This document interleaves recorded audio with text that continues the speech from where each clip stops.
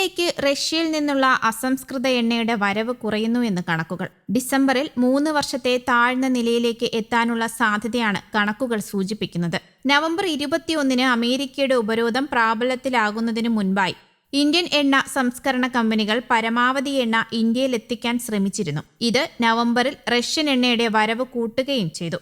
Ukraine യുദ്ധത്തിന്റെ പേരിൽ Russian എണ്ണയ്ക്കെതിരെ ബ്രിട്ടനും യൂറോപ്യൻ യൂണിയനും അമേരിക്കയും ഉപരോധം കടുപ്പിച്ചിട്ടുണ്ട്. റഷ്യയിലെ പ്രധാന എണ്ണ ഉൽപ്പാദകർക്കെതിരെ അമേരിക്ക ഉപരോധം കൊണ്ടുവന്നതാണ് ഇന്ത്യയിലേക്കുള്ള എണ്ണവരവിനെ കാര്യമായി തന്നെ ബാധിച്ചത്. നവംബർ 21-ന് ശേഷം ഈ കമ്പനികളുമായുള്ള ഇടപാടുകൾ ഇന്ത്യൻ കമ്പനികൾ മരവിപ്പിച്ചിരിക്കുകയാണ്. റഷ്യൻ എണ്ണ കൈകാര്യം ചെയ്യുന്ന റിഫൈനറികളിൽ നിന്നുള്ള ഉൽപ്പന്നങ്ങൾ ജനുവരി 21 മുതൽ സ്വീകരിക്കില്ലെന്ന് യൂറോപ്യൻ യൂണിയനും വ്യക്തമാക്കി കഴിഞ്ഞു. അമേരിക്കയുടെ പുതിയ ഉപരോധം ഏറെ ജാഗ്രതയോടെയാണ് ഇന്ത്യൻ എണ്ണ കമ്പനികൾ കൈകാര്യം ചെയ്യുന്നത്. ഡിസംബറിൽ ഇന്ത്യയിലേക്ക് ദിവസം 6.5 ലക്ഷം വീപ്പ വരെ എണ്ണ റഷ്യയിൽ നിന്ന് എത്താനിടയുണ്ടെന്നാണ് സൂചന. നയാര എനർജി ഉൾപ്പെടെയുള്ള കമ്പനികളാണ് ഇത്തരത്തിൽ ഇറക്കുമതി ചെയ്യുന്നത്. എണ്ണ നീക്കം നിരീക്ഷിക്കുന്ന കെപ്ലറിന്റെ കണക്കനുസരിച്ച് ഈ മാസം ദിവസം 18.7 ലക്ഷം വീപ്പ എണ്ണ ഇന്ത്യയിലെത്തിയതായാണ് കണക്ക്. ഒക്ടോബറിൽ ഇത് 16.5 ലക്ഷം വീപ്പയായിരുന്നു.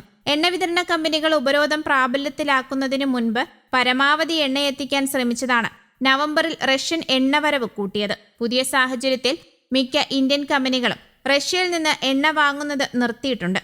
Mangalore refinery, Hindustan petroleum, Mittal energy എന്നിവയുമെല്ലാം ഇതിൽ ഉൾപ്പെടുന്നു.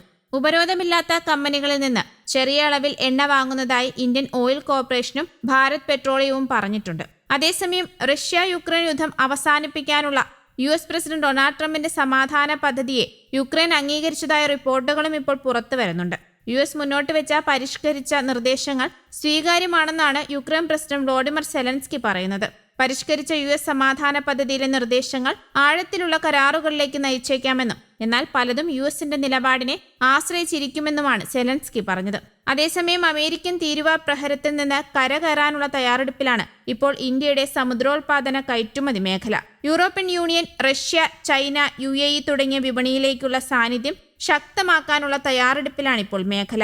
USന് പുറത്ത് പുതിയ വിപണികളിലേക്ക് പ്രവേശിക്കുന്നതോടെ കയറ്റുമതി കുതിക്കും. ഇത് കേരളത്തിൽ നിന്നടക്കമുള്ള കയറ്റുമതി സമൂഹത്തിന് വലിയ ആശ്വാസമാണ്. തീരുവക്കുരുക്കു മൂലം നിലവിൽ കേരളത്തിലെ കയറ്റുമതി മേഖല പ്രതിസന്ധിയിലുമാണ്. അമേരിക്ക കഴിഞ്ഞാൽ ഇന്ത്യയുടെ പ്രധാന വിപണികളിലൊന്നാണ് യൂറോപ്യൻ യൂണിയൻ.